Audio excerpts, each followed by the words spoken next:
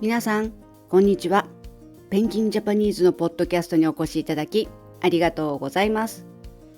このポッドキャストは日本語を勉強している方に向けて自然な日本語を聞きながら簡単に学べるようにお話ししている番組です。教科書の勉強に疲れちゃったな、なんていう時にこのポッドキャストを聞きながら少しでも日本語の学習に役立ててもらえたら嬉しいです。さて、今回のテーマは直接訳すのが難しい日本語についてです。直接訳すというのは日本語を自分たちが使っている言語に直すということです。日本語には他の言語に訳そうとすると同じ意味になる言葉が見つからないものがいくつもあります。日本で生活していると当たり前のように使う言葉が多いので、日本人自身も気づいていないことが多いんですが、実はその言葉の中には昔から続く考え方や人とのつながりを大事にする日本人らしい気持ちが入っていたりします。どうしてこの言葉はこの場面で使うんだろうとか、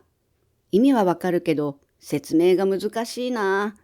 そんな日本語を中心に今日は紹介していきます。難しく考えずに、この状況でこう言うんだなという感じで覚えてみてくださいね。場面と言葉を丸ごと覚えるのが一番早いと思います。それでは、生活の中でよく使う言葉から紹介していきます。まず最初は、日本人が毎日のように使う言葉、いただきますです。日本では食事の前に手を合わせていただきますと言います。場面としては、食事が自分の前に置かれてから箸やスプーン、フォークを手に取る前に言います。形は自分の前で両手を合わせます。家でも友達の家でもお店でも同じです。日本人の生活の中ではとても自然な習慣なので、小さい頃から当たり前のように言っています。この言葉は普段はさあ食べようという気持ちで言いますが、その中には料理を作ってくれた人への感謝や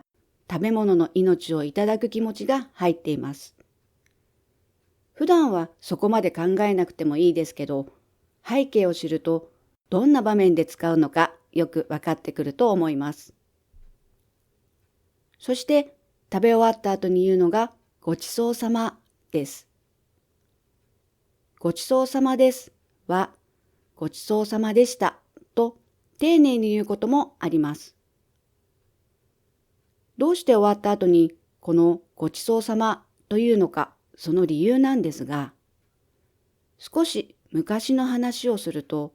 ごちそうの元になった言葉、地そうという言葉には、もともと走り回るという意味がありました。お客さんをもてなすために山に行って食べ物を取ったり、遠くの市場まで買い物に走って行ったり、台所で忙しく走り回って準備をしたり、とにかくたくさん動いて走り回って料理をしていたというところから来ています。そのため、ごちそうさまはわかりやすく言うと、走り回って準備してくれてありがとう、おいしくいただきましたという感謝の気持ちが入った言葉になりました。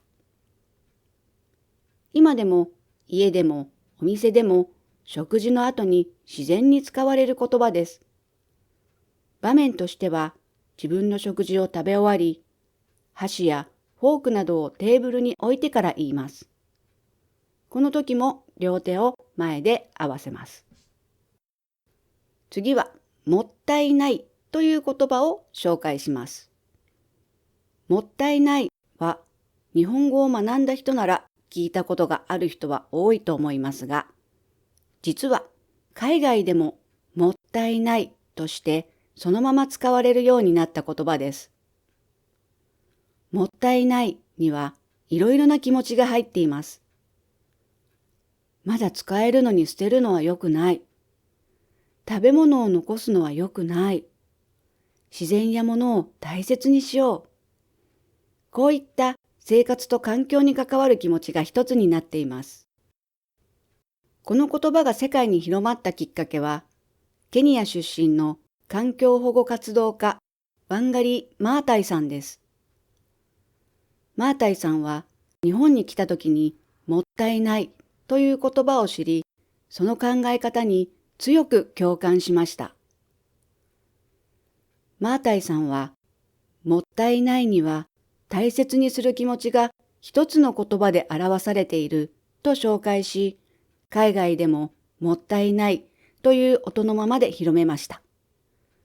この活動は国際会議でも話題になり、学校の授業でも使われるようになりました。